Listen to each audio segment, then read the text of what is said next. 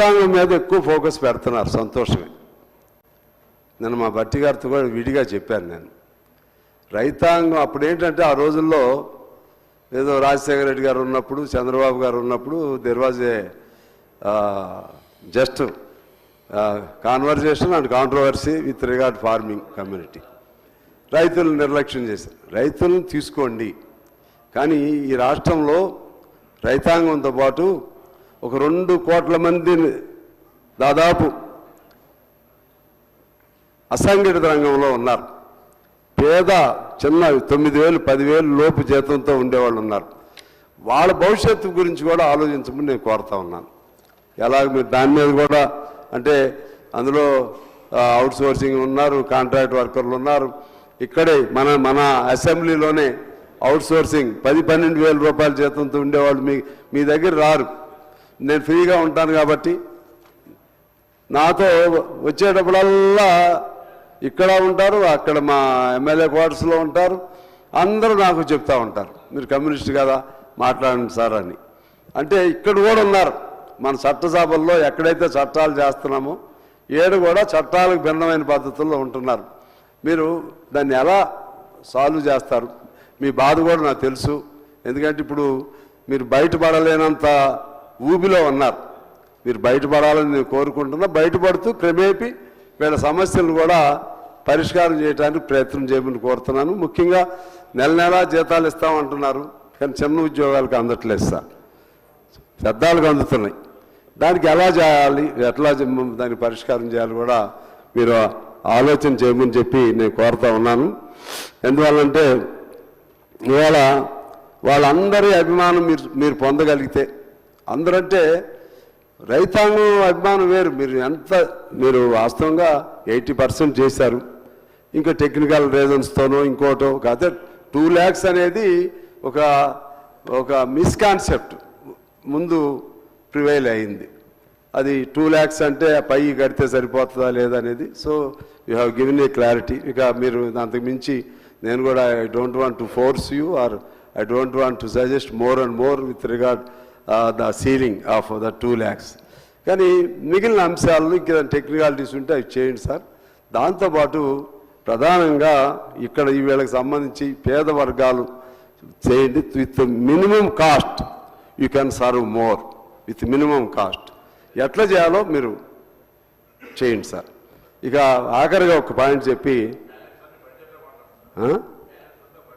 No ఇప్పుడు అన్నీ చెప్పట్లేదు. నేను నిన్న చెప్పాను కాబట్టి అడ్రస్ మీదే నిన్న చెప్పాను సార్. ప్రభాకర్ గారు ప్రెసిడెంట్ అడ్రస్, మన గవర్నర్ అడ్రస్ అంటే ఇట్ ఈజ్ ఇన్క్లూడెడ్ ఎవ్రీథింగ్. అది దాని గురించే చెప్తున్నాను. ఇక లాస్ట్లీ ఒక్క మాట చెప్పి సెలవు తీసుకుంటాను సార్. మా రేవంత్ రెడ్డి గారు నాకు మొదటి నుంచి పరిచయమే. చాలా ఆయన ఎంత అగ్రెసివో అంత పాజిటివ్గా అప్రోచబుల్గా ఉంటారు. కానీ ఒక కమ్యూనికేషన్ గ్యాప్ అయితే జరుగుతుంది. దయచేసి దాన్ని మొన్న గుమ్మడి నర్సయ్య గారు వారికి చెప్పాను. నేను ఆయన అబ్జర్వ్ చేసి ఉంటారు, వారికి కూడా నేను చెప్పాను. ఎందుకంటే ఆయన మామూలు వాళ్ళు వెళ్ళినా కూడా ఆయన దగ్గరికి వెళ్తే ఆశలు లేస్తారు, మంచిగా భుజం మీద చేసి మాట్లాడతారు. ఎక్కడో గ్యాప్ జరిగిందని చెప్పాను. అటువంటి గ్యాప్ ఎలా వస్తుందో కనీసం మీకు చెప్పలేకపోతున్నట్టున్నారు ఎవరైనా వచ్చినప్పుడు. దాన్ని ఎట్లా కూడా దానికి కూడా కొంచెం మీరు కూర్చొని ఇంత కష్టపడుతున్నారు. నేను ఎప్పుడు చూస్తున్నా ఉదయం లేచిన కాడి నుంచి ఏదో ఆ మీటింగు ఈ మీటింగు, మీరు అందరూ కష్టపడుతున్నారు. మిమ్మల్ని కలవటం మాకు కూడా ఇబ్బందే, కానీ మేము వస్తే కలవనిస్తారు. కానీ అది చూసి మాకే ఇబ్బంది అనిపిస్తుంది. దానికి ఎక్కడో వే అవుట్ కొద్దిగా పెట్టుకుంటే బాగుంటుంది.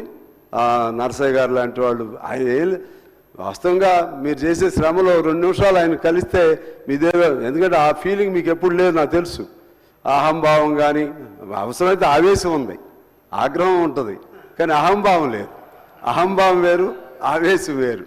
అందువలన ఇటువంటి కొద్ది జాగ్రత్త తీసుకోండి సార్. మీకు మంచి పేరు రావాలని కోరుకుంటున్నాను. ఈ ప్రభుత్వానికి మంచి పేరు రావాలని కోరుకుంటున్నాను. ముఖ్యంగా ఈ పేద వర్గాల సంగతి బాగా చూడండి. మాకు మాత్రం ఎయిర్పోర్ట్ తీసుకురండి. అలాగే మా బట్టి గారికి మా మూత పడిపోతున్న పాల్వంచలో కాదు ఫస్ట్ కొత్తపేట.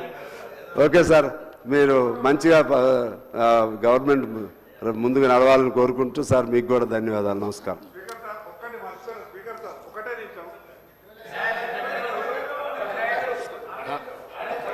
మళ్ళీ కలుస్తూనే ఉంటాం కదా, మాట్లాడుకుందాం. గౌరవ ముఖ్యమంత్రి గారు. స్పీకర్ సార్, సుదీర్ఘంగా గవర్నర్ గారి ప్రసంగం మీద సభ్యులందరూ సమస్యలను ప్రస్తావించారు, చాలా వరకు వివరించినాం. చాలా విషయాలు మళ్ళీ బడ్జెట్లో కూడా మనం మాట్లాడుకోవచ్చు. ఉప ముఖ్యమంత్రి గారు చెప్తారు, మేమున్నాం, మంత్రులు కూడా ఉన్నారు. పద్దుల మీద కూడా చర్చ జరిగేటప్పుడు నిధులు కేటాయింపులు విషయాలన్నిటి మీద కూడా ఇచ్చేద్దాం.